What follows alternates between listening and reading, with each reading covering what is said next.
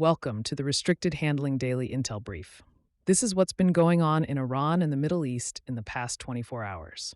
The biggest development right now is coming out of Iran and the Strait of Hormuz. Tehran is increasingly acting like it can define who moves through one of the most important maritime choke points on the planet and under what terms. Iranian officials have laid out a framework where vessels from what they call friendly countries get preferential treatment and reduced costs. Countries like China, Russia, India, Iraq, and Pakistan fall into that category. Everyone else is effectively looking at a more expensive, more politically conditional transit environment. That matters because it changes the baseline assumption of global shipping. This is no longer just about risk from conflict or naval presence. This is a more structured idea of access. If that holds, it quietly shifts Hormuz from a neutral corridor into something closer to a managed gate. And once that concept sticks, even partially, it starts to reshape insurance rates, shipping contracts, and long-term energy planning across Asia and Europe. At the same time, the global energy system is trying to stabilize, but it's doing it unevenly. OPEC plus producers agreed to another output increase, continuing a pattern of steady production rises as Gulf export flows begin to normalize. Qatar also moved to fully resume maritime activity after earlier restrictions, and Iran and Qatar restarted parts of their bilateral shipping relationship after months of disruption. You can feel the system trying to come back online, but it's not clean.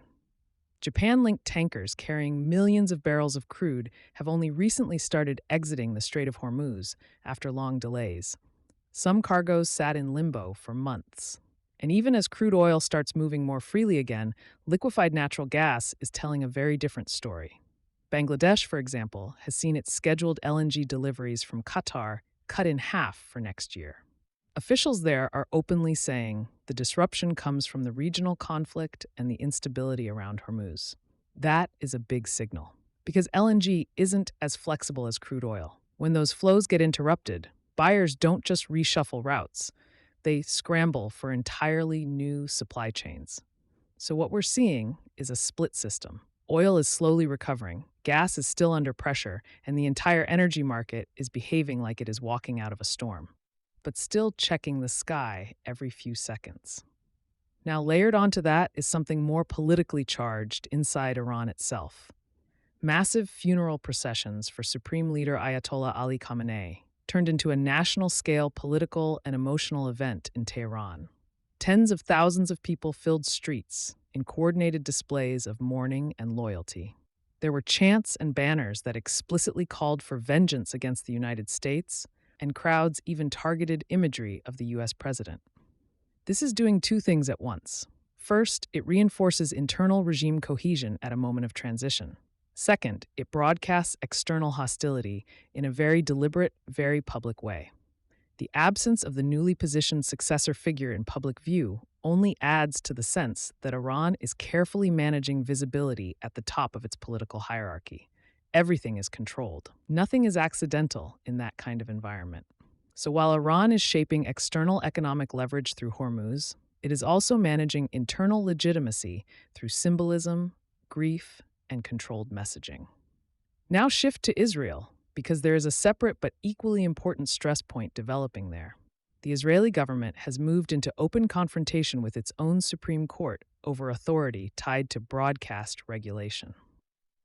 The cabinet has taken steps that effectively reject a court ruling, arguing that the regulatory body in question lacks legal quorum and therefore cannot operate under current conditions. That might sound bureaucratic on the surface, but the stakes are much bigger. This is about whether executive power or judicial authority has final say in contested governance decisions. Opposition leaders are openly warning about a constitutional crisis. The president has also stepped in, saying noncompliance with court rulings crosses a red line. And this is happening with elections approaching later this year. So Israel is now dealing with two parallel pressures: external security challenges across Lebanon and Gaza, and internal institutional friction that is becoming harder to ignore. The political system is not breaking, but it is definitely under strain in a way that is visible in public debate, legal arguments, and media control disputes. on the security side, Israel continues to reshape its northern posture against Hezbollah. Israeli forces say they have taken control of underground tunnel networks near Beaufort Castle in southern Lebanon. These are not minor tactical positions. These tunnels are described as command and control infrastructure, built with Iranian assistance, and designed for cross-border targeting operations. The strategic takeaway here is less about any single strike or raid, and more about sustained infrastructure denial. Israel is trying to remove the underground layer of Hezbollah's operational depth. That is a long game, and it signals that the conflict in the north is still very much active, even if it is less visible in daily headlines. There is also a small but important window into the future of warfare coming out of Israel's targeting systems.